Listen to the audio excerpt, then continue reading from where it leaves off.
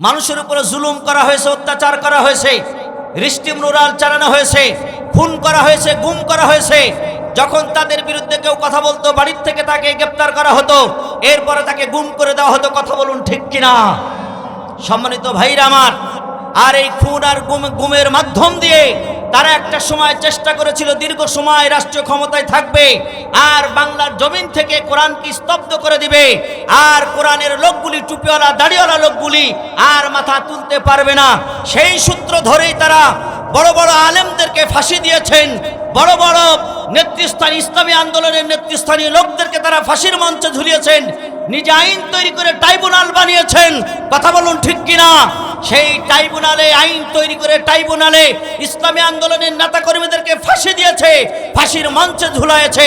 সম্মানিত ভাইরা আমার, আজকে একটা জিনিস লক্ষ্য করেন, যেই ট্রাইব্যুনাল সে নিজে তৈরি করেছিল, সেই ট্রাইব্যুনালে আজকে তার আইনেই আজকে তাকে ফাঁসির রায় দেওয়া হয়েছে। কথা বলুন ঠিক কিনা?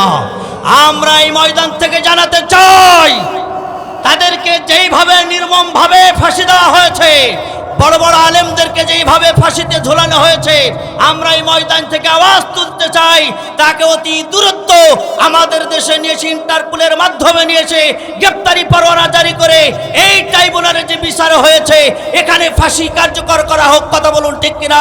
ঠিক কিনা? ঠিক কিনা? কথা বলুন।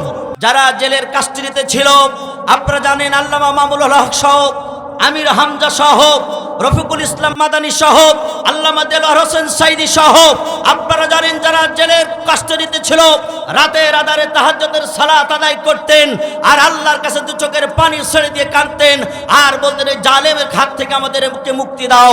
সম্মানিত ভাইরা আমার, একদল তরুণ যুবকদেরকে, ছাত্রদেরকে আল্লাহ রাব্বুল আলামিন সেই শক্তি, সেই হিম্মত জাগিয়ে দিয়ে এই জাহেল, এই বাতিল শক্তিকে, এই অত্যাচারী শাসককে তাদের মাধ্যম দিয়ে বাংলাদেশ থেকে তাদেরকে বিতাড়িত করতে আল্লাহ রাব্বুল আলামিন সক্ষম হয়েছেন। কথা বলেন ঠিক কিনা?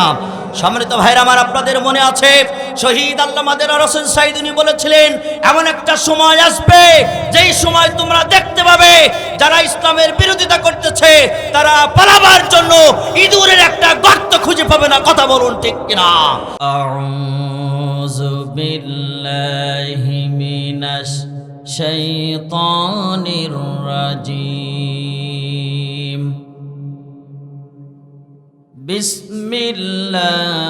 বিসমিল্লাহির রহমানির রহিম। মাসালুল্লাযীনা ইউনফিকুনা ফী সাবিলিল্লাহি কামাসালি হাব্বাতিন আম্বাতাত সাবআ সানাবিলা ফি কুল্লি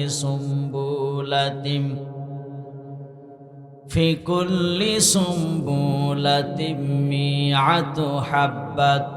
আল্লাহু ইউদাইফু লিমান ইয়াশাউ আল্লাহু ওয়াসিউন আলীম। সাদাকাল্লাহুল আযীম। আন আবি হুরায়রা রাদিয়াল্লাহু তাআলা আনহু قال قال رسول الله صلى الله عليه وسلم أنفقوا ابن آدم أنفقوا عليك رواه متفق عليه. إن الله وملائكته يصلون على النبي يا أيها الذين آمنوا صلوا عليه وسلموا تسليما. اللهم صل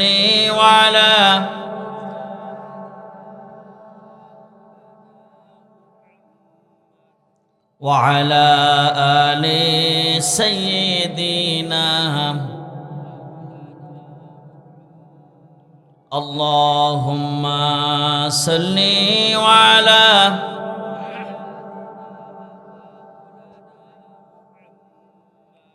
وعلى آل سيدنا কেউ আপনাকে পাগল বলে,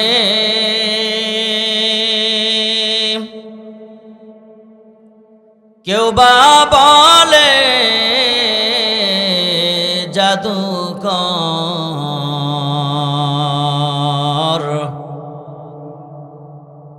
কেউ আপনাকে পাগল বলে,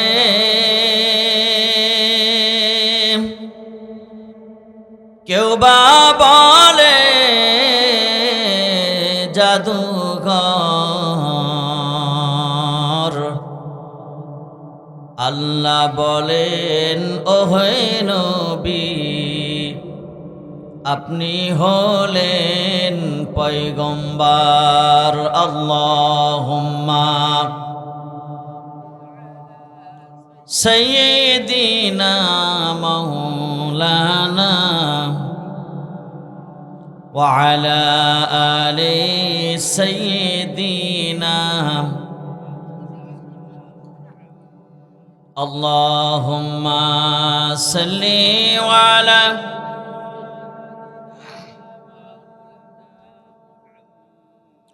ওয়া আলা আলি সাইয়্যিদিনা। আমার একটা স্বপ্ন পূরণ করো ও গো দয়াময়, তোমার পথে চলতে গিয়ে মরণ যেন হয় আমার, তোমার কথা বলতে গিয়ে না পাই যেন ভয়। আমার একটা স্বপ্ন পূরণ করো ও গো দয়াময়, তোমার পথে চলতে গিয়ে মরণ যেন হয় আমার, তোমার কথা বলতে গিয়ে না পাই যেন ভয়। আমি অটল যেন থাকতে পারি আল কোরআনের সাথে, ধৈর্য নিয়ে ডাকতে পারি দিন কায়েমের পথে।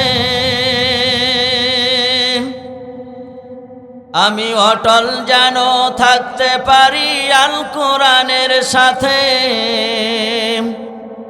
ধৈর্য নিয়ে ডাকতে পারি দিন কায়েমের পথে। আমায় ধৈর্য দিও, সাহস দিও ও গো দয়াময়, তোমার পথে চলতে গিয়ে মরণ যেন হয় আমার, তোমার কথা বলতে গিয়ে না পাই যেন ভয়। আমার একটা স্বপ্ন পূরণ করো ও গো দয়াময়, তোমার পথে চলতে গিয়ে মরণ যেন হয় আমার, তোমার কথা বলতে গিয়ে না পাই যেন ভয়। আমি হৃদয় খুলে হাসতে পারি যেন সবার সুখে, আমার নয়ন যেন কাঁদতে পারে মাজলুমানের দুঃখে। আমি হৃদয় খুলে হাসতে পারি যেন সবার সুখে, আমার নয়ন যেন কাঁদতে পারে মাজলুমানের দুঃখে। আমায় এমন দৃঢ় ঈমান দিও আমায় এমন দৃঢ় ঈমান দিও ওগো দয়াময়, তোমার পথে চলতে গিয়ে না পাই যেন ভয়, আমি তোমার কথা বলতে গিয়ে মরণ যেন হয়। আমার একটা স্বপ্ন পূরণ করো ওগো দয়াময়, তোমার পথে চলতে গিয়ে মরণ যেন হয় আমার, তোমার কথা বলতে গিয়ে না পাই যেন ভয়। চিল্লায় বলছি মারহাবা। আলহামদুলিল্লাহ, বাইতুস সালাম হাফিজা মাদ্রাসার উদ্যোগে একদিন ব্যাপী ঐতিহাসিক তাফসিরুল কোরআনের মাহফিল, অতকার এ মাহফিলের সুনামধন্য সভাপতি বিশিষ্ট আলেমে দ্বীন, বিশিষ্ট সমাজসেবক, অত্র এলাকার পরিচিত মুখ জনাব মৌলভী মোহাম্মদ ইউনুস সালিমুল্লাহ, দোয়া করি আল্লাহ রাব্বুল আলামিন সভাপতি সাহেবকে হায়াতে তৈয়বা দান করুক এবং দ্বীনের খেদমত করার তৌফিক দান করুক। সকলে জোরে বলছি আমিন। আজকের এই মাহফিলের প্রধান অতিথি বিশিষ্ট রাজনীতিবিদ, দামোহদার কৃতি সন্তান, গণমানুষের জননেতা জনাব রফিকুল হাসান তনু ভাই, সাবেক চেয়ারম্যান দামোহদা সদর ইউনিয়ন পরিষদ এবং সাধারণ সম্পাদক দামোহদা উপজেলা বিএনপি, আপনাদেরকে আলোচনা শুনিয়ে ধন্য করবেন সারা বাংলাদেশের আলোড়ন সৃষ্টিকারী বক্তা, মুফাসসিরে কোরআন, বিশিষ্ট ইসলামী চিন্তাবিদ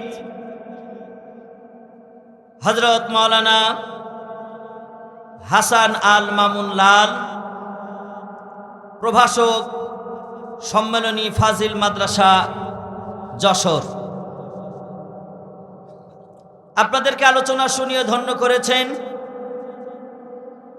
মুফতি মোহাম্মদ জামিল মুসা আরকামি, মুহতামিম দুধপাতিলা কওমি মাদ্রাসা, এবং আমার আগেই আপনাদেরকে কোরআন থেকে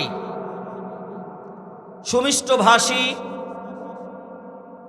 যে বক্তা আলোচনা করছিলেন হাফেজ মাওলানা জুবাইর আল মাহমুদ, অধ্যয়নরত হাটহাজারী ইসলামী আরবি বিশ্ববিদ্যালয় চট্টগ্রাম, মঞ্চের সামনে বসা আছেন অত্র এলাকা থেকে আগত দিনদার পরেশগার তৌহিদি মুসলমান ভাই এবং বাবাজিরা, পর্দার অন্তরে আড়ালে অবস্থানরত আমার শ্রদ্ধাভাজন প্রিয় মা এবং বোনেরা, এবং মাইকের আওয়াজ যত দূর পর্যন্ত যাচ্ছে এবং বিশেষ করে মিডিয়া কর্মী ভাইয়েরা, সকলকেই আমি আমার অন্তরস্থল থেকে গভীর শ্রদ্ধাভরে সালাম পেশ করছি। আসসালামু আলাইকুম ওয়া রাহমাতুল্লাহি ওয়া বারাকাতুহু। শুকরিয়া আদায় করছি সেই মহান আল্লাহ তাআলার দরবারে যে মহান রব্বুল আলামিন আমাদেরকে কোরআনের মাহফিলে আসার এবং বসার সুযোগ করে দিয়েছেন। সেই মহান আল্লাহ তাআলার দরবারে শুকরিয়া আদায় করছি, সকলেই পড়ছি আলহামদুলিল্লাহ। দরুদ আর সালাম পেশ করছি মানবতার মুক্তির দূত, মানবতার মুক্তির দেশারি আখিরি জামানার শ্রেষ্ঠ পয়গম্বর বিশ্ব নবী জনাবে মুহাম্মদ রাসূলুল্লাহ, সকলেই পড়ছি সাল্লাল্লাহু আলাইহি ওয়াসাল্লাম। সম্মানিত উপস্থিতি, আমরা এই কোরআনের মাহফিলে বসতে পেরেছি, এর জন্য খুশি না বেজার? খুশি। তো সম্মানিত উপস্থিতি, আমরা এমনই একটা সময়, এমনই একটা মুহূর্তে এ মাহফিলে বসতে পেরেছি যে সময় আমাদের আর কোনো ভয় নেই, ঠিক কিনা বলুন? একটা সময় ছিল যখন মাহফিল করতে হলে কর্তৃপক্ষেরও ভয় ছিল, বক্তাদেরও ভয় ছিল, কখন পুলিশ আসে আর কখন বক্তার গ্রেপ্তার করে আর কখন কমিটির বলে মাহফিল বন্ধ কর, ঠিক কিনা বলেন? তাহলে আমরা এমন একটা সময় এসে পৌঁছেছি, ফালা খাউফুন আলাইহিম ওয়ালা হুম ইয়াহজানুন। এখন আমাদের কোনো ভয়ও নেই, কোনো দুশ্চিন্তাও নেই, ঠিক কিনা বলুন সম্মানিত ভাইরা? এজন্য আমরা ভয় ভীতি ছাড়াই কোরআনের আলোচনা শুনবো এবং বলবো ইনশাআল্লাহ। কি রাজি আছেন তো সম্মানিত ভাইরা? আপনারা জানেন যে এই কোরআনকে স্তব্ধ করে দেওয়ার জন্য এই পৃথিবীতে বহু জাতি এসেছেন, তারা চেষ্টা করেছেন এই কোরআনকে স্তব্ধ করে দেওয়ার জন্য, কিন্তু তারা স্তব্ধ করতে, জোরে বলুন, পারে নাই। কারণ আল্লাহ রাব্বুল আলামিন বলতেছেন, ইউরিদুনা লিইতফিউ নূরাল্লাহি বিআফওয়াহিহিম আল্লাহু মুতিম্মু নূরিহি ওয়ালাউ কারিহাল কাফিরুন। আল্লাহ তাআলা বলতেছেন যে তারা আল্লাহর আলোকে মুখের ফু দিয়ে নিভিয়ে দিতে চায়, কিন্তু আল্লাহ তার এই আলোকে পূর্ণভাবে উদ্ভাসিত করবেন, পূর্ণতা দান করবেন। এতে কাফেরদের যতই অসন্তোষ প্রকাশ করুক না কেন বা তারা অপছন্দ করুক না কেন, কথা বলুন ঠিক কিনা? আপনারা জানেন বিগত দীর্ঘ সময় 16-17টা বছর এই কোরআনকে স্তব্ধ করে রাখা হয়েছিল। কোরআনের কথা, সত্য কথা, হক কথা ভালোভাবে বলতে দেওয়া হয় নাই। মানুষের উপরে জুলুম করা হয়েছে, অত্যাচার করা হয়েছে, রিস্টিমরুলাল চালানো হয়েছে, খুন করা হয়েছে, গুম করা হয়েছে। যখন তাদের বিরুদ্ধে কেউ কথা বলতো বাড়ির থেকে তাকে গ্রেপ্তার করা হতো, এরপরে তাকে গুম করে দেওয়া হতো, কথা বলুন ঠিক কিনা সম্মানিত ভাইরা আমার? আর এই খুন আর গুমের মাধ্যম দিয়ে তারা একটা সময় চেষ্টা করেছিল দীর্ঘ সময় রাষ্ট্রীয় ক্ষমতায় থাকবে আর বাংলার জমিন থেকে কোরআনকে স্তব্ধ করে দিবে, আর কোরআনের লোকগুলি, টুপিওয়ালা দাড়িওয়ালা লোকগুলি আর মাথা তুলতে পারবে না।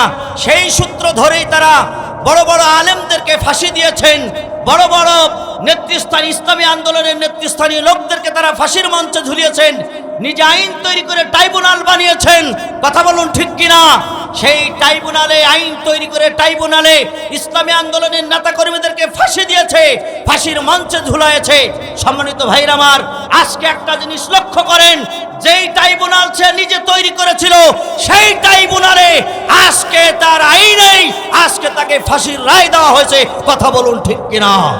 আমরা এই ময়দান থেকে জানাতে চাই, তাদেরকে যেইভাবে নির্মমভাবে ফাঁসি দেওয়া হয়েছে, বড় বড় আলেমদেরকে যেইভাবে ফাঁসিতে ঝোলানো হয়েছে, আমরা এই ময়দান থেকে আওয়াজ তুলতে চাই, তাকে অতি দূরত্ব আমাদের দেশে নিয়েছে, ইন্টারপোলের মাধ্যমে নিয়েছে, গ্রেপ্তারি পরোয়ানা জারি করে এই ট্রাইব্যুনালে যে বিচার হয়েছে এখানে ফাঁসি কার্যকর করা হোক, কথা বলুন ঠিক কিনা? ঠিক কিনা? ঠিক কিনা? কথা বলুন সম্মানিত ভাইরা আমার, এটা আমরা সকলেই চাই, কথা বলেন ঠিক কিনা? কারণ আপনারা জানেন গোটা বাংলাদেশের একজন শ্রেষ্ঠ আলেম আল্লামা দেরওয়ার হোসেন সাইদি, তাকে কিভাবে তারা জেলের কাস্টডিতে তারা রেখেছিল, এরপরে তাকে ইনজেকশনের মাধ্যমে পুশ করে তাকে পৃথিবী থেকে চিরবিদায় করে দিয়েছেন, কথা বলুন ঠিক কিনা? সম্মানিত ভাইরা আমার, যারা এই সমস্ত আইন তৈরি করেছিল, যারা কোরআনের বিরোধিতা করেছিল, যারা ইসলামকে দেশে দাবন দিয়ে রাখতে চেয়েছিল, আমরা সামনের দিন তার আর কখনো ক্ষমতায় দেখতে চাই না, কথা বলুন ঠিক কিনা? কারা কারা রাজি আছেন দুহাত উত্তোলন করে আল্লাহকে দেখা?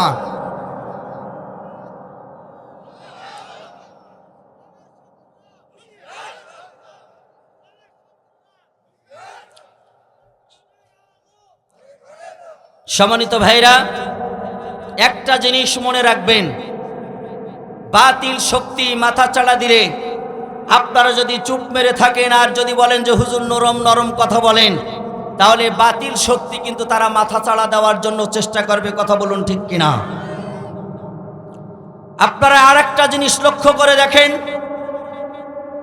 আল্লাহ রাব্বুল আলামিন কুরআনুল কারীমের ভিতরে বলতেছেন, ওমা লাকুম লা তুকাতিলুনা ফি সাবিলিল্লাহি ওয়াল মুস্তাদাফিনা মিনার রিজালি ওয়ান নিসাই ওয়াল বিলদানিল্লাযিনা ইয়াকুলুনা রব্বানা আখরিজনা মিন হাযিহিল ক্বরিয়াতিজ যালিমি আহলুহা ওয়াজআল লানা মিন লাদুনকা ওয়ালিয়্যা ওয়াজআল লানা মিন লাদুনকা নাসিরা। আল্লাহ তাআলা বলতেছেন, তোমাদের কি হলো যে ওই সমস্ত মানুষদের পক্ষে তোমরা লড়াই করতেছো না, যারা অসহায়, দুর্বল, যারা মজলুম, এই সমস্ত নারী, পুরুষ, শিশুদের পক্ষ নিয়ে তোমরা কেন লড়াই করতেছো না? যারা আল্লাহর কাছে বলে যে আল্লাহ আমাদেরকে এই জালিম অত্যাচারী শাসকের দেশ থেকে আমাদেরকে বের করে দাও, অথবা তোমার পক্ষ থেকে আমাদের জন্য একজন সাহায্যকারী নিযুক্ত করে দাও। সম্মানিত ভাইরা আমার, যারা জেলের কাস্টডিতে ছিল, আপনারা জানেন আল্লামা মামুনুল হক সহ, আমির হামজা সহ, রফিকুল ইসলাম মাদানী সহ, আল্লামা দেলোয়ার হোসেন সাইদি সহ, আপনারা জানেন যারা জেলের কাস্টডিতে ছিল, রাতের আধারে তাহাজ্জুদের সালাত আদায় করতেন আর আল্লাহর কাছে দু চোখের পানি ছেড়ে দিয়ে কাঁদতেন আর বলতেন, এই জালেমের হাত থেকে আমাদেরকে মুক্তি দাও। সম্মানিত ভাইরা আমার, একদল তরুণ যুবকদেরকে, ছাত্রদেরকে আল্লাহ রাব্বুল আলামিন সেই শক্তি, সেই হিম্মত জাগিয়ে দিয়ে এই জাহেল, এই বাতিল শক্তিকে, এই অত্যাচারী শাসককে তাদের মাধ্যম দিয়ে বাংলাদেশ থেকে তাদেরকে বিতাড়িত করতে আল্লাহ রাব্বুল আলামিন সক্ষম হয়েছেন। কথা বলেন ঠিক কিনা? সম্মানিত ভাইরা আমার, আপনাদের মনে আছে শহীদ আল্লামা দেলোয়ার হোসেন সাইদি উনি বলেছিলেন, এমন একটা সময় আসবে যেই সময় তোমরা দেখতে পাবে যারা ইসলামের বিরোধিতা করতেছে তারা পালাবার জন্য ইঁদুরের একটা গর্ত খুঁজে পাবে না। কথা বলুন ঠিক কিনা? আমরা সেই দৃশ্য দেখেছি বাংলার জমিনে। 5ই আগস্টের পরে পালাবার জন্য তারা কোনো রাস্তা খুঁজে পাচ্ছিল না। কথা বলুন ঠিক কিনা? সম্মানিত ভাইরা, এই জন্য এই কথাগুলি বলতেই হবে। যদি না বলেন তাহলে মানুষ ভুলে যাবে, আর মানুষ যদি ভুলে যায় আস্তে আস্তে মনে করবে যে তারা কোনো অপরাধী করেনি। কথা বলেন ঠিক কিনা? সম্মানিত ভাইরা, তাহলে তাদেরকে আর কোনোভাবেই সুযোগ দেওয়া যাবে না যে তারা আবার নতুন করে এসে আবার ক্ষমতায় অধিষ্ঠিত হবে, এরকম কোনো সুযোগ করতে দেওয়া যাবে না। সম্মানিত ভাইরা আমার, এই জন্য আমি আপনাদের সকলের কাছে এই কথা বলতে চাই যে আমরা সকলে চাই আমরা সকলে মিলেমিশে এখানে বসবাস করব এবং ইসলাম, কোরআন, হাদিস আমরা সকলেই মিলেই আমরা মেনে নিয়ে আমরা আমাদের জীবন চালাবো। কথা বলুন ঠিক কিনা? সম্মানিত ভাইরা, কারণ আল্লাহ রাব্বুল আলামিন কোরআন দিয়েছেন আমাদেরকে জীবন বিধান হিসাবে। কি হিসাবে? জোরে বলেন। জীবন বিধান হিসাবে দিয়েছে। আল্লাহ রাব্বুল আলামিন বললেন, ওয়াইযা কুরিয়াল কুরআনু ফাসতামিউ লাহু ওয়া আনসিতু লাআল্লাকুম তুরহামুন। আল্লাহ বললেন, যখন তোমরা কোরআন শুনবে, কি শুনবে? কোরআন শুনবে। আল্লাহ রাব্বুল আলামিন বললেন, চুপ মেরে, একেবারে চুপ মেরে, কথাবার্তা না বলে চুপচাপ মেরে দুটি কান খোলা রেখে কোরআনুল কারীম শুনতে থাকো। লাআল্লাকুম তুরহামুন, আমি আল্লাহ রাব্বুল আলামিন তোমাদের প্রতি রহমত নাজিল করে দেব। জোরে কান সুবহানাল্লাহ। আল্লাহ রাব্বুল আলামিন আরো সুন্দর করে বললেন, ওমান আহসানু কাওলাম মিম্মান দাআ ইলাল্লাহি ওয়া আমিলা সালিহান ওয়া ক্বালা ইন্নানি মিনাল মুসলিমিন। আল্লাহ রাব্বুল আলামিন বললেন, ওমান আহসানু কাওলাম মিম্মান দাআ ইলাল্লাহ, ওই লোকটার চাইতে উত্তম কথা আর কার হতে পারে যেই লোকটা নিজে নেক আমল করে এবং মানুষদেরকে আল্লাহর দিকে আহ্বান করে। তার দিকে একটু জোরে বলেন। আল্লাহর দিকে আহ্বান করে এবং যেই লোকটা মানুষদেরকে সৎ কাজের কথা বলে, যেই লোকটা মানুষদেরকে আল্লাহর দিকে ডাক দেন এবং নিজে নেক আমল করেন, সেই লোকের চাইতে উত্তম কথা আর কাউরের হতে পারে না। কথা বলুন ঠিক কিনা? হতে পারে কি? কখনো হতে পারে না।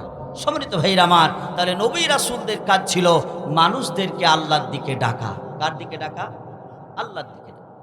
আল্লাহ রাব্বুল আলামিন আরো সুন্দর করে বললেন, উদউ ইলা সাবিলি রাব্বিকা বিল হিকমাতি ওয়াল মাউইযাতিল হাসানাতি ওয়াজাদিলহুম বিল্লাতি হিয়া আহসান ইন্না রাব্বাকা হুয়া আ'লামু বিমান দাল্লা আন সাবিলিহি ওয়া হুয়া আ'লামু বিল মুহতাদিন। চিল্লায় বলছে আল্লাহু আকবার। আল্লাহ রাব্বুল আলামিন বললেন উদউ ইলা সাবিলি রাব্বিক, ডাক দাও মানুষদেরকে তোমার রবের পথের দিকে। কার? রবের পথের দিকে ডাক দাও মানুষদেরকে হিকমত ও নসিহতের সহিত। আল্লাহ রাব্বুল আলামিন বললেন ডাক দাও আর তাদের সাথে তর্ক করো, আলোচনা করো উত্তম পন্থায়, কে আমার পথে আছে আর কে আমার পথে নাই, এ ব্যাপারে আমি আল্লাহ রাব্বুল আলামিন সম্যক অবগত আছি। জোরে কান সুবহানাল্লাহ। সম্মানিত ভাইরা আমার, এরপরে আল্লাহ রাব্বুল আলামিন আরো সুন্দর করে বললেন ইয়া আইয়ুহান নাবিয়্যু ইন্না আরসালনাকা শাহিদাও ওয়া মুবাশশিরাও ওয়া নাযীরা ওয়া দাইয়ান ইলাল্লাহি বিইذনিহি ওয়া সিরাজাম মুনীরা। আল্লাহ রাব্বুল আলামিন বললেন ইয়া আইয়ুহান নাবিয়্যু, হে আমার নবী, ইন্না আরসালনাকা শাহিদাও ওয়া মুবাশশিরাও ওয়া নাযীরা, নিশ্চয় আমি আপনাকে প্রেরণ করেছি সাক্ষ্যদাতা হিসাবে, সুসংবাদদাতা হিসাবে। আমি আল্লাহ রাব্বুল আলামিন আপনাকে প্রেরণ করেছি ভীতি প্রদর্শনকারী হিসাবে। আমি আল্লাহ রাব্বুল আলামিন আপনাকে আল্লাহর আহ্বানকারী হিসাবে প্রেরণ করেছি। সুতরাং আপনি মানুষদেরকে দাওয়াত দেন। কি দেন? জোরে বলেন, দাওয়াত। সম্মানিত ভাইরা আমার, নবীজি দাওয়াতি কাজ করেছেন না করে নাই? নবীজি দাওয়াতি কাজ করেছেন। এই দাওয়াতি কাজ যখন নবী করিম সাল্লাল্লাহু আলাইহি সাল্লাম করলেন, প্রথম দিনই মুসলমান হলেন 4 জন ব্যক্তি। জোরে বলেন কয়জন? 4 জন ব্যক্তি মুসলমান হয়ে গেলেন। ভাইরা আমার, এই 4 জনের ভিতরে খাদিজা বিনতে খুয়াইলিদ ছিলেন একজন, হযরত আলী ছিলেন, যায়েদ ইবনে হারেসা ছিলেন, হযরত আবু বকর রাদিয়াল্লাহু তাআলা আনহু আল্লাহর নবীর প্রিয় সাহাবী, প্রিয় বন্ধু তিনি ছিলেন।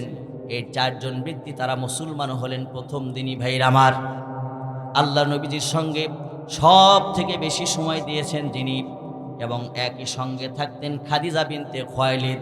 আল্লাহর নবীজির বয়স যখন 25, খাদিজার বয়স তখন 40। কত বছর? 40 বছর বয়স। ভাইরা আমার, নবীজি নবুয়ত পেয়েছেন 40 বছর বয়সে।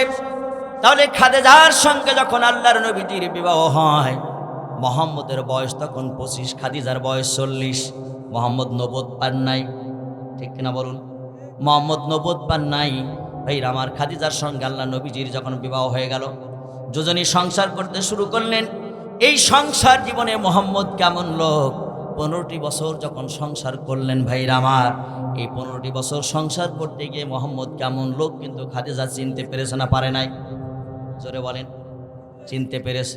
খাদিজা সব চিনতে পারার পরে মুহাম্মদের বয়স যখন পূর্ণ 40 বছর হয়ে গেল, আল্লাহর নবীজি মুহাম্মদ সাল্লাল্লাহু আলাইহি ওয়াসাল্লাম খাদিজার কাছে এসে যখন বললেন, ও খাদিজা, আল্লাহ রাব্বুল আলামিন আমাকে নবুয়ত দিয়েছেন, আমি নবী হয়েছি। খাদিজা আল্লাহ নবীর সঙ্গে হেরা গুহার একেবারে নিকটবর্তীতেই থাকতেন। নবীজি আমার হেরা গুহায় যখন যেতেন, এই খাদিজাও আল্লাহ নবীজির সঙ্গে যেতেন। ভাইরা আমার, একটু দূরে অবস্থান করতেন খাদিজা। তাহলে খাদিজা হেরাই গুহায় জিবরাইলের সঙ্গে কি হয়েছে আল্লাহ নবীজি সবগুলি তিনি প্রত্যক্ষ করেছেন। এরপরে ওয়ারাকা ইবনে নওফেলের কাছে গিয়েছেন। ওয়ারাকা ইবনে নওফেল বর্ণনা দিয়েছেন মুহাম্মদ সম্পর্কে, সেগুলি শুনেছেন। শোনার পরে খাদিজা একবারে বিশ্বাস করে নিয়েছে যে আল্লাহ রাব্বুল আলামিন আপনাকে নবুয়ত দান করেছেন। আমি খাদিজা সেটা বিশ্বাস করে নিয়েছি। জোরে কান সুবহানাল্লাহ। কে বিশ্বাস করেছে? খাদিজা বিশ্বাস করে নিয়েছে। খাদিজা এই কারণে বিশ্বাস করেছে যে খাদিজা জানে যে মুহাম্মদের চরিত্র ভালো না খারাপ, মুহাম্মদ সত্যবাদী না মিথ্যাবাদী, মুহাম্মদ কেমন লোক। দীর্ঘ 15টি বছর মুহাম্মদের সাথে ঘর সংসার করে খাদিজা উপলব্ধি করতে পেরেছে। কথা বলুন ঠিক কিনা? সম্মানিত ভাইরা আমার, তাহলে খাদিজা যখন মুসলমান হয়ে গেলেন, মুসলমান হওয়ার সঙ্গে সঙ্গে খাদিজা তো বুঝতে পারলেন আল্লাহর নবীজি যখন নবুয়ত পেয়েছেন, নবী হয়ে গেছেন, তিনি দাওয়াত দিবেন, কোরআনের দাওয়াত। এই ধর্মের ভিতরে যে সমস্ত লোকগুলি আসবে তাদের জন্য কিছু খরচপাতি লাগবে। খাদিজা তৎকালীন সময়ে মক্কা নগরীর প্রভাবশালী একজন নারী ছিল। ভাইয়ের আমার, খাদিজা বিনতে খুয়াইলিদ ছিল প্রভাবশালী একজন ধনবতী, গুণবতী, রূপবতী একজন নারী। এই খাদিজা কি করলেন? আল্লাহ নবীজির কাছে বললেন, ইয়া রাসূলুল্লাহ, ইয়া হাবিবাল্লাহ, আমার যত সম্পদ আছে সমস্ত সম্পদগুলি আমি আপনাকে দিয়ে দিলাম, আপনি আল্লাহর রাস্তায় আমার এই সম্পদগুলি খরচ করুন। জোরে কোন আল্লাহু আকবার। খাদিজা সাল্লাম যখন নবুয়ত পেয়েছেন, নবী হয়েছে, তখন এই সম্পদের প্রয়োজন। কারণ ছিন্নমূল মানুষ যারা, দাস দাসী যারা, তাদেরকে যে মুক্ত করতে হবে এই ধর্ম গ্রহণ করার পর, এই জন্যই তার সম্পদের প্রয়োজন। কথা বলুন ঠিক। সম্মানিত ভাইরা আমার, খাদিজা যখন সব সম্পদগুলি দিয়ে দিলেন, আল্লাহর নবীজি খাদিজার সম্পদ পাওয়ার পরে কিন্তু অনেক ধনী হয়ে গেলেন, ঠিক কিনা বলেন? খাদিজার সম্পদ যখন তিনি পেলেন, ওই খাদিজার সম্পদে যখন অংশগ্রহণ করলেন, ভাইরা আমার, নবীজি অনেক ধনী হয়ে গেলেন। কিন্তু নবীজি আমার ইসলামের জন্য, আল্লাহর দ্বীনের জন্য, কোরআনের জন্য এই সম্পদগুলি খরচ করতে করতে নবীজির শেষ জীবন পর্যন্ত আল্লাহর নবীজির আর কোনো সম্পত্তি ছিল না। জোরে কোন সুবহানাল্লাহ। এত পরিমাণ সম্পদ তিনি বন্টন করেছেন। সম্মানিত ভাইরা আমার, আল্লাহর নবীজি খাদিজার ব্যাপারে বললেন, খাদিজা আমার এমন সময়কারের স্ত্রী, এমন সময়কারের সাথী, যখন মক্কা নগরীর লোকজন আমাকে গ্রহণ করেন নাই, মক্কা নগরীর লোকজন যখন আমাকে মিথ্যাবাদী বলেছে, খাদিজা আমাকে সত্যবাদী বলেছে। মক্কার লোকজন যখন আমাকে তাড়িয়ে দিয়েছে, খাদিজা আমাকে আপন করে নিয়েছে। যখন আমার কোনো সম্পদ ছিল না, খাদিজা তার নিজের সম্পদগুলি দিয়ে আমাকে ধনী বানিয়ে দিয়েছে। জোরে কোন সুবহানাল্লাহ। ভাইরা আমার, আল্লাহ নবীজি সেই খাদিজা সম্পর্কে বলেছেন, হাদিসে জিব্রাইলের ভিতরে বর্ণনা এসেছে। আল্লাহ নবীজি বললেন, আমি হেরা গুহায় আছি, জিব্রাইল আলাইহিস সালামের সঙ্গে আমার কথোপকথন হচ্ছে। এমন সময় জিব্রাইল আলাইহিস সালাম আমাকে ডেকে বললেন, ইয়া রাসূলুল্লাহ, ইয়া হাবিবাল্লাহ, আমি আর বেশি সময় আপনার কাছে থাকতে চাই না, কারণ আমি দেখতে পাচ্ছি ওই যে খাদিজা আসতেছে, আপনার জন্য খাবার নিয়ে আসতেছে, একটু বর্তন অথবা পানি অথবা তরকারি আছে। ওগো আল্লাহর নবী, আমি আপনার কাছে আর থাকতে চাই না, আমি চলে যাচ্ছি। জিব্রাইল আলাইহিস সালাম নবীজিকে বললেন, ইয়া রাসূলুল্লাহ, ইয়া হাবিবাল্লাহ, খাদিজা আপনার কাছে পৌঁছালে খাদিজাকে বলবেন, ও খাদিজা, আল্লাহ রাব্বুল আলামিন তোমাকে সালাম জানিয়েছেন। জিব্রাইল বললেন, ও আল্লাহর নবীজি, আল্লাহ রাব্বুল আলামিন খাদিজাকে সালাম জানিয়েছেন, এটা তো বলবেনই, এবং আমি জিব্রাইলও খাদিজাকে সালাম দিয়েছি, কথাটা বলবেন। জোরে কোন সুবহানাল্লাহ। জিব্রাইল চলে গেলেন। এরপরে খাদিজাতুল কুবরা আল্লাহর নবীজির নিকটে চলে আসলেন খাবার নিয়ে, একটু বর্তন, তরকারি অথবা বলা হচ্ছে পানি, এইগুলি সঙ্গে নিয়ে আল্লাহর নবীজির কাছে যখন খাদিজা চলে আসলেন, আল্লাহ নবীজি খাদিজাকে দেখে মিসকে মিসকে হাসতেছে। আল্লাহ নবীজি বলেন, ও খাদিজা, এই পৃথিবীর ভিতরে তোমার মতো শ্রেষ্ঠ নারী আর একজনও নাই। খাদিজা বললেন, ইয়া রাসূলুল্লাহ, ইয়া হাবিবাল্লাহ, কি এমন হলো যে আজকে আপনি আমাকে এত শ্রেষ্ঠ উপাধি দিচ্ছেন? আল্লাহ নবীজি বলেন, ও খাদিজা, আমি নবী, তুমি নবী নও। এইমাত্র জিব্রাইল আলাইহিস সালাম আমার কাছ থেকে উঠে গেলেন। তিনি বললেন, ওই যে খাদিজা আসতেছে, হুজুর, খাদিজা আসলে আপনি বলবেন আল্লাহ রাব্বুল আলামিন খাদিজাকে সালাম দিয়েছে। জোরে কোন আল্লাহু আকবার। বলার সঙ্গে সঙ্গে খাদিজা বিনতে খুয়াইলিদ দু চোখের পানি ছেড়ে দিলেন। এরপরে আল্লাহর নবীজিকে বললেন, ইয়া রাসূলুল্লাহ, ইয়া হাবিবাল্লাহ, আল্লাহ রাব্বুল আলামিনের সালামের জবাব কেমনে দিতে হয় আমি খাদিজা জানি না। ওগো আল্লাহর নবী, আমার পক্ষ থেকে আপনি আল্লাহর সালামের জবাব দিয়ে দেন। জোরে কোন আল্লাহু আকবার। আল্লাহর নবীজি বলেন, ও খাদিজা, শুধু আল্লাহ সালাম দিয়েছে তাই নয়, হযরত জিব্রাইল আলাইহিস সালামও তোমাকে সালাম জানিয়েছেন। জোরে কোন আল্লাহু আকবার। হযরত খাদিজা বিনতে খুয়াইলিদ জিব্রাইল আলাইহিস সালামের জবাব দিলেন। ভাইরা আমার, তাহলে খাদিজা ইসলামের জন্য এত কিছু করেছেন, দ্বীনের জন্য এত কিছু করেছেন, যেই কারণে আল্লাহ রাব্বুল আলামিন সন্তুষ্ট হয়েছেন। আর তারাও হযরতে খাদিজাও সন্তুষ্ট হয়েছেন আল্লাহর উপরে। কথা বলুন ঠিক কিনা? তাহলে আমাদেরকে এমন কিছু করতে হবে যেই কাজগুলি করলে আল্লাহ সন্তুষ্ট হয় আমাদের প্রতি, আমরাও আল্লাহর প্রতি সন্তুষ্ট হই। কথা বলুন ঠিক কিনা? এজন্য আল্লাহ রাব্বুল আলামিন বললেন, ওয়ালতাকুম মিনকুম উম্মাতুন ইয়াদউনা ইলাল খায়রি ওয়া ইয়া'মুরুনা বিল মা'রুফি ওয়া ইয়ানহাউনা আনিল মুনকার ওয়া উলাইকা হুমুল মুফলিহুন। আল্লাহ রাব্বুল আলামিন বললেন, তোমাদের ভিতরে এমন একটা দল থাকা উচিত যেই দলের লোকগুলি মানুষদেরকে কল্যাণের দিকে আহ্বান করবে, সৎ কাজের নির্দেশ দিবে আর অসৎ কাজের বাধা প্রদান করবে। আর এই লোকগুলি হবে সফল কাম। কি হবে? সফল কাম হবে। তাহলে আমাদেরকে সৎ কাজ করতে হবে, ভালো কাজ করতে হবে, ভালো কাজের দিকে মানুষদেরকে আহ্বান করতে হবে। কথা বলুন ঠিক কিনা? ওয়াতাসিমু বিহাবলিল্লাহি জামিআন ওয়া লা তাফাররাকু। আল্লাহ রাব্বুল আলামিন বললেন, তোমরা আল্লাহর রজ্জুকে দৃঢ়ভাবে আঁকড়ে ধরো, পরস্পর বিচ্ছিন্ন হয়েও না। পরস্পর কি হয় না? বিচ্ছিন্ন হয়েও না। কিন্তু আমরা টুপিওয়ালা দাড়িওয়ালা লোকগুলি আজকে কাদা ছোড়াছড়ি করি। কথা বলুন ঠিক কিনা? আমাদেরকে বিচ্ছিন্ন হওয়া যাবে না, আমাদেরকে এক হতে হবে, দৃঢ়ভাবে আল্লাহর রজ্জুকে আঁকড়ে ধরতে হবে এবং আল্লাহর দ্বীনকে কায়েম করার চেষ্টা করতে হবে। কথা বলুন ঠিক কিনা? সম্মানিত ভাইরা আমার, আল্লাহ রাব্বুল আলামিন আরো সুন্দর করে বললেন, ইন্নাল্লাহা ইউহিব্বুল্লাযীনা ইউকাতিলুনা ফি সাবিলিহি সাফফান কাআন্নাহুম বুনিয়ানুম মারসুস। জোরে বলি আল্লাহু আকবার।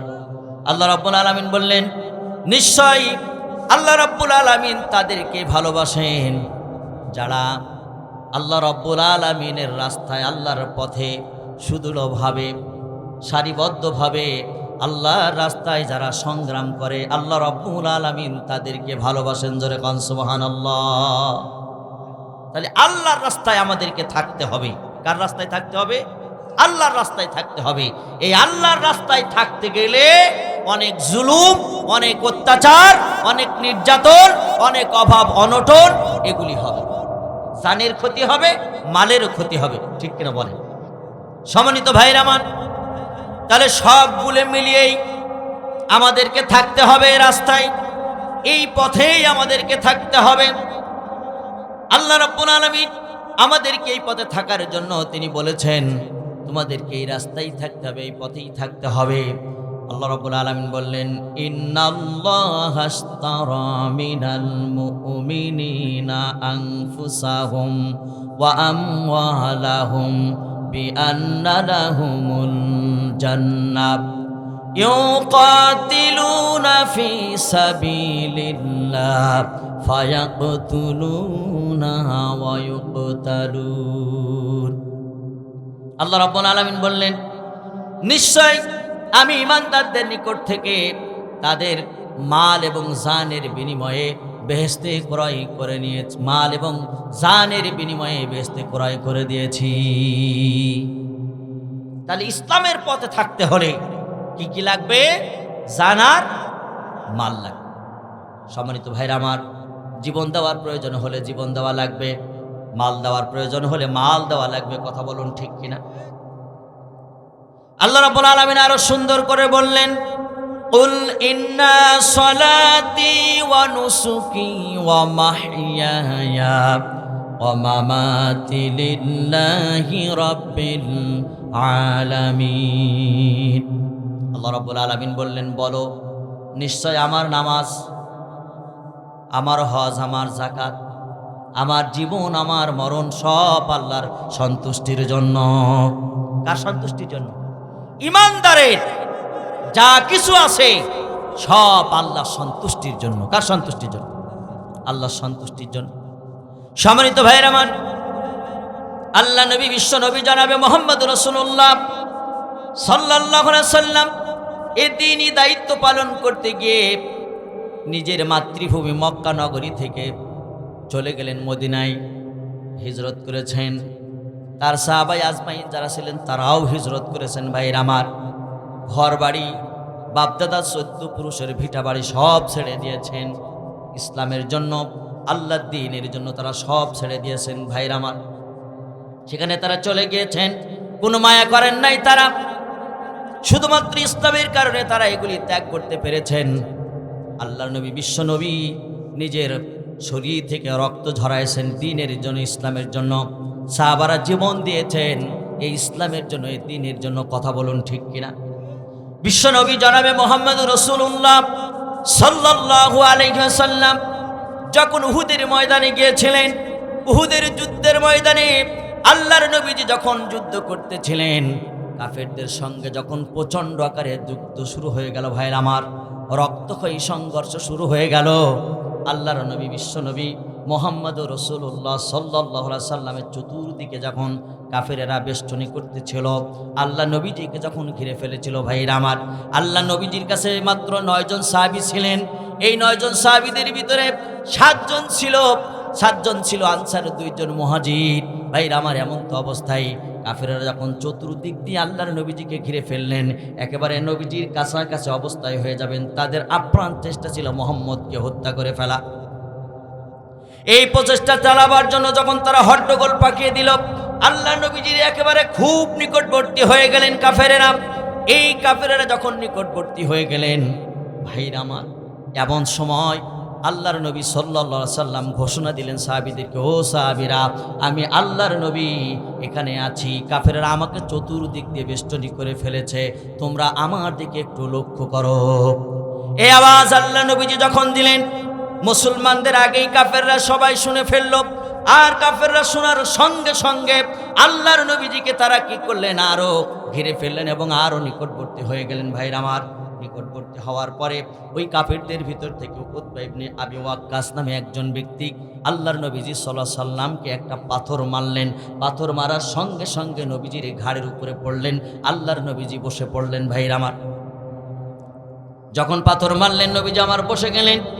এরপরে আল্লাহ নবীজি সাল্লাল্লাহু আলাইহি সাল্লামের দিকে আব্দুল্লাহ ইবনে শিহাব জুহরি আর একজন কাফের, তিনি কি করলেন, আল্লাহ নবীজির কাঁধের উপরে বাড়ি মারলেন। একটা নাই, দুইটা নাই, ভাইরা আমার, বেশ কয়েকটা যখন বাড়ি মারলেন, নবীজি একেবারে আহত হয়ে গেলেন।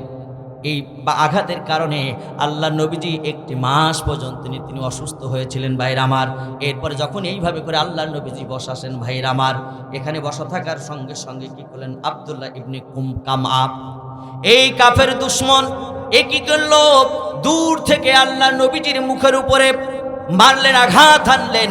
আঘাত হানার সঙ্গে সঙ্গে, ভাইরা আমার, আল্লাহর নবীজির এই মাথার যে আঘাত এনেছেন, মুখের উপরে যে আঘাত এনেছেন, মাথার যে কপাট ছিল, মাথার যে হেলমেট ছিল, এই হেলমেটটা ভেঙে গেলেন এবং একেবারে বাম চোখের নিচের দিকে ঢুকে গেলেন। ভাইরা আমার, সম্মানিত ভাইরা আমার, আল্লাহ নবীজির এই উহুদের ময়দানে একেবারে বাম সাইডের একেবারে রুবাই দাঁতটা, নিচের রুবাই দাঁতটা ভেঙে গিয়েছিলেন।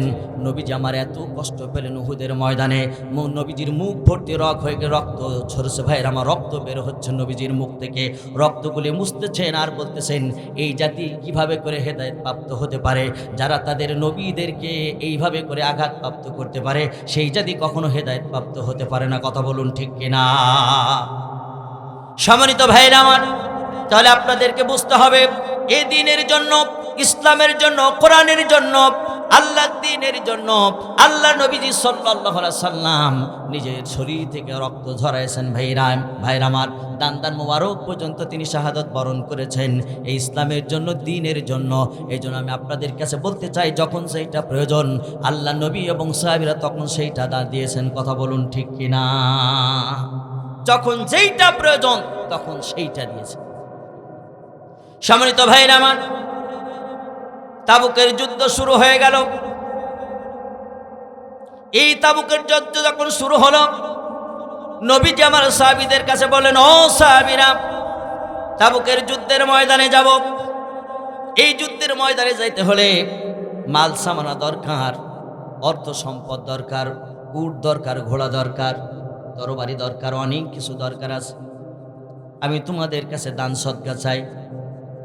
সম্মানিত ভাইরা আমার, আর দান সদকা যদি আমি না করি, তাহলে কিন্তু আমাদের পূর্ণতা আসবে না ইবাদতের ভিতরে। কথা বলুন ঠিক কিনা? আল্লাহ রাব্বুল আলামিন কুরআনুল কারীমের ভিতরে বললেন, লান তানালুল বিররা হাত্তা তুনফিকু ওয়া মিম্মা তুহিব্বুন ওয়া মা তুনফিকু মিন শাইইন ফাইন্নাল্লাহা বিহি আলিম। জোরে বলছি আল্লাহু আকবার। আল্লাহ রাব্বুল আলামিন বললেন, তোমরা ততক্ষণ পর্যন্ত পূর্ণবান হতে পারবে না যতক্ষণ পর্যন্ত তোমাদের প্রিয় বস্তু আল্লাহর রাস্তায় দান না করবে, ততক্ষণ পর্যন্ত তোমরা প্রিয় বান্দা হতে পারবে না, মুহসিন বান্দা হতে পারবে না, মুমিন বান্দা হতে পারবে না। আর তোমরা আল্লাহর রাস্তায় কে কেমন পরিমাণ দান করতেছে, কে কতটুকু দিচ্ছ, সে বিষয়ে আল্লাহ রাব্বুল আলামিন সব থেকে বেশি অবগত আছে। কথা বলুন ঠিক কিনা? সম্মানিত ভাইরা আমার, আল্লাহ রাব্বুল আলামিন আরো সুন্দর করে বললেন, ওয়া আনফিকু মিম্মা রাযাকনাকুম মিন ক্বাবলি আইয়াতিয়া আহাদাকুমুল মাউত ফায়াকুলা রাব্বি লাউলা আখরতানি ইলা আজালিন করিব ফাআসাদদাকা ওয়া আকুম মিনাস সালিহিন। জোরে বলছে আল্লাহু আকবার। আল্লাহ রাব্বুল আলামিন বললেন, মৃত্যু আসার পূর্বেই আমি তোমাদের যে সম্পদ দিয়েছি তা থেকে ব্যয় করো। কি আসার পূর্বে? জোরে বলেন। মৃত্যু আসার পূর্বেই আল্লাহ রাব্বুল আলামিন বলেন, আমি তোমাদের যে সম্পদ দিয়েছি মৃত্যু আসার পূর্বেই তা থেকে তোমরা ব্যয় করো, আল্লাহর রাস্তায় দান করো। আর মৃত্যু যখন আসবে, মৃত্যু এসে গেলে তখন তারা বলবে, আল্লাহ আমাদের জন্য আরও কিছু কালের জন্য সময় দেন, আরও কিছু কালের অবকাশ দেন।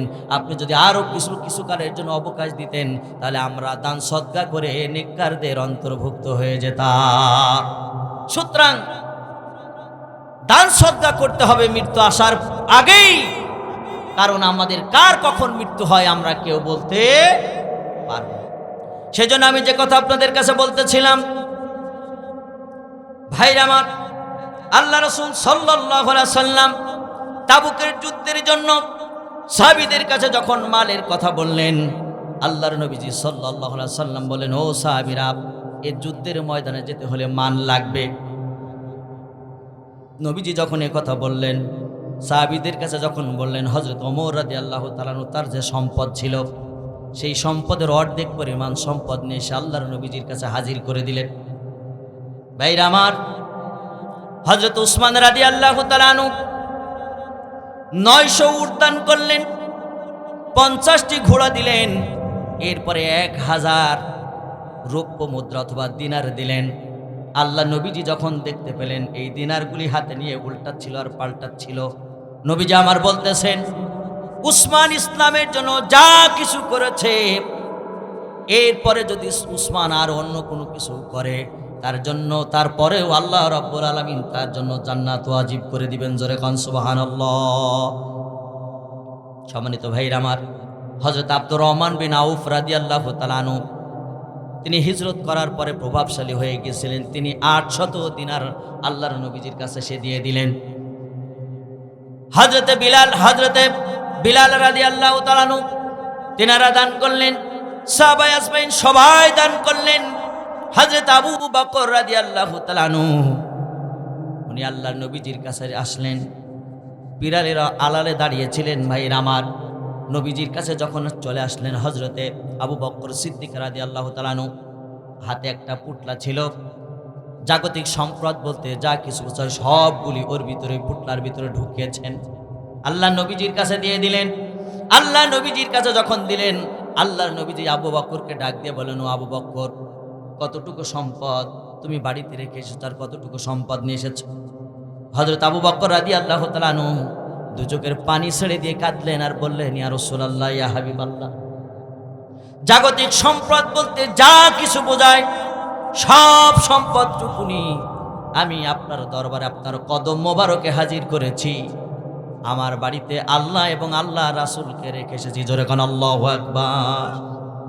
সম্মানিত ভাইরা আমার, আল্লাহ নবীজি সাহাবীদের সামনে বললেন, ও সাহাবীরা শোনো, আবু বকর ইসলামের জন্য এত কিছু করেছে, সকলের ঋণ পরিশোধ করা আমি নবীর পক্ষে সম্ভব, কিন্তু আবু বকর ইসলামের জন্য, আল্লাহর দ্বীনের জন্য, কোরআনের জন্য এত পরিমাণ দান সদকা করেছেন, এমন কিছু করেছেন যার জন্য আবু বকরের ঋণ পরিশোধ করা সম্ভব নয়। আবু বকরের মান মর্যাদা শান শওকত আল্লাহ রাব্বুল আলামিন নিজেই দান করবেন। জোরে কোন সুবহানাল্লাহ। তাহলে ইসলামের জন্য যখন যেইটা প্রয়োজন সাহাবায়ে আজমাইন তখন সেইটা দিয়েছেন। কথা বলুন ঠিক। সম্মানিত ভাইরা আমার, এজন্য ইসলাম যদি গ্রহণ করেন আপনি, আপনার কষ্ট আসতে পারে, দুর্ভিক্ষ হতে পারে, অভাব অনটন হতে পারে, অত্যাচার হতে পারে, জুলুম হতে পারে। ভাইরা আমার, যখন যে অবস্থা আসবে সেই অবস্থায় সবর করতে হবে, আপনাকে ধৈর্য ধারণ করতে হবে ভাইরা আমার, এবং সেই অবস্থার উপরে আপনাকে ঈমান নিয়ে টিকে থাকতে হবে। কথা বলুন ঠিক কিনা? আর আপনি যদি এই সমস্ত কাজ না করেন, আর শুধু মুখে বলবেন আমি ঈমান এনেছি, ঈমান এনেছি, ঈমান এনেছি, ঈমান এনেছি, এই কথা বললে আপনি ঈমানদার হবেন না। কথা বলুন ঠিক কিনা? কি হবে? এই কথা শুধু মুখে বলবে আর ঈমানদার হয়ে যাবে, তা কখনো নয়। কারণ আল্লাহ রাব্বুল আলামিন বলতেছেন, আহাসিবান নাসু আই ইতরাকু আইয়াকুলু আমান্না ওয়া হুম লা ইফতানুন। আল্লাহ রাব্বুল আলামিন বলছেন যে তোমরা কি মনে করছো যে আমরা শুধু বলবো যে আমরা ঈমান এনেছি, এই কথা বললেই আল্লাহ তাআলা তোমাদের কোনো পরীক্ষা নেবেন না, তোমাদেরকে ঈমানদার, তোমরা ঈমানদার হয়ে যাবে, এই মুখে শুধু বলবে আর ঈমানদার হয়ে যাবে? না, অসম্ভব। আল্লাহ তাআলা তোমাদেরকে পরীক্ষা নেবেন। ঠিক কিনা বলেন? সম্মানিত ভাইরা আমার, আল্লাহ রাব্বুল আলামিন বলেন, আম হাসিবতুম আন তাদখুলুল জান্নাতা ওয়া লাম্মা ইয়াতিকুম মাসালুল লাযিনা খালাউ মিন ক্বাবলিকুম মাসাতুহুমুল বাসাউ ওয়াদ-দাররাউ ওয়া যুলজিলু হাত্তা ইয়াকুলার রাসূলু ওয়াল্লাযীনা আমানু মাআহু মাতা নাসরুল্লাহ আলা ইন্না নাসরাল্লাহি করিব। আল্লাহু আকবার। আল্লাহ রাব্বুল আলামিন বললেন, আম হাসিবতুম আন তাদখুলুল জান্নাতা, তোমরা কি মনে করেছো তোমরা এমনি এমনি বেহেশতের ভিতরে প্রবেশ করবে? আল্লাহ রাব্বুল আলামিন বললেন, এমনি এমনি বেহেশতের ভিতরে প্রবেশ করা যাবে না। কারণ সাহাবীদের দিকে লক্ষ্য করতে হবে, নবীদের দিকে লক্ষ্য করতে হবে। উদাহরণস্বরূপ আল্লাহ রাব্বুল আলামিন বলতেছেন, তাদের দিকে তাকাও, তাদের যে কষ্ট হয়েছে, তাদের যে জ্বালা হয়েছে, জুলুম হয়েছে, যে অত্যাচার হয়েছে, যে নির্যাতন হয়েছে, তাদের এমন অত্যাচার হয়েছিল, সাহাবীদেরকে এমন অত্যাচারিত করা হয়েছিল, অর্থ সংকটে ফেলা হয়েছে, তাদের অর্থ সংকটে ফেলে দেওয়া হয়েছে, তাদের হামলা করা হয়েছে, মামলা করা হয়েছে, এমন ত্রাস তাদের সৃষ্টি করা হয়েছে, তাদের কম্পন তৈরি হয়েছে। ভাইরা আমার, নবীজির কাছে সাহাবীরা বলেছেন, ইয়া রাসূলুল্লাহ, ইয়া হাবিবাল্লাহ, আল্লাহর সাহায্য কখন আসবে? আল্লাহর সাহায্য কখন আসবে? এইরকম দুরবস্থা সাহাবীদেরকে তৈরি হয়েছে। সম্মানিত ভাইরা, এই সমস্ত পরীক্ষা দেওয়ার পরেই তারা ঈমানদার হতে পেরেছে। কথা বলুন ঠিক কিনা? সুতরাং যখন যেই সময় আসবে তখন সেই কাজে আমাদের অংশগ্রহণ করতে হবে, তারপরেই আমরা ঈমানদার হতে পারবো, মুমিন হতে পারবো। কথা বলুন ঠিক কিনা? সম্মানিত ভাইরা আমার, আল্লাহ রাব্বুল আলামিন কোরআনুল কারীমের ভিতরে বললেন, মাসালুল্লাযীনা ইউনফিকুনা ফি সাবিলিল্লাহি কামাসালি হাববাতিন আম্বাতাত সাবআ সানাবিলা ফি কুল্লি সুম্বুলাতিন মিআতু হাব্বাত ওয়াল্লাহু ইউদাইফু লিমান ইয়াশাউ ওয়াল্লাহু ওয়াসিউন আলীম। আল্লাহু আকবার। আল্লাহ রাব্বুল আলামিন বললেন, যারা নিজ ধন আল্লাহর রাস্তায় ব্যয় করে তাদের উপমা হচ্ছে একটা শস্য বীজের মতো। কিসের মতো? শস্য বীজের মতো। একটা শস্য বীজ বপন করলে আল্লাহ রাব্বুল আলামিন বলতেছেন তার থেকে একটা বৃক্ষ জন্মাবে, আর এই বৃক্ষ থেকে 7টি শীষ জন্মাবে। কয়টা শীষ? 7টি শীষ জন্মাবে। প্রত্যেকটা শীষে থাকবে 100টি শস্য দানা। কয়টি? 100 একটা মানে একটা বীজ বপন করবেন, এই একটা বীজ থেকে আল্লাহ রাব্বুল আলামিন যে চারা দিবে, এই চারার থেকে আল্লাহ রাব্বুল আলামিন বলছে যে 7টা শীষ জন্মাবে, প্রত্যেকটি শীষে থাকবে 100টি করে দানা। তাহলে 1 টাকা দান করলে আল্লাহ রাব্বুল আলামিন কত গুণ বৃদ্ধি করে দিবেন সেইটা আপনাকে আগে বুঝতে হবে। এজন্য আমি আপনাদের সকলের কাছে বলতে চাই যে ইসলামের জন্য, আল্লাহ দ্বীনের জন্য, আল্লাহ দ্বীন এই পৃথিবীতে জেগে থাকুক, আল্লাহ দ্বীন এই জগতে টিকে থাকুক। এই কারণে শিক্ষা প্রতিষ্ঠান যেগুলি মাদ্রাসা আছে, যারা এতিম আছে, মিসকিন আছে, বিধবা আছে, দরিদ্র আছে, যে সমস্ত খাতে 8টি খাতে দানের কথা বলা হয়েছে, এই সমস্ত খাতে আমাদেরকে দান সদকা করতে হবে। কথা বলুন ঠিক কিনা?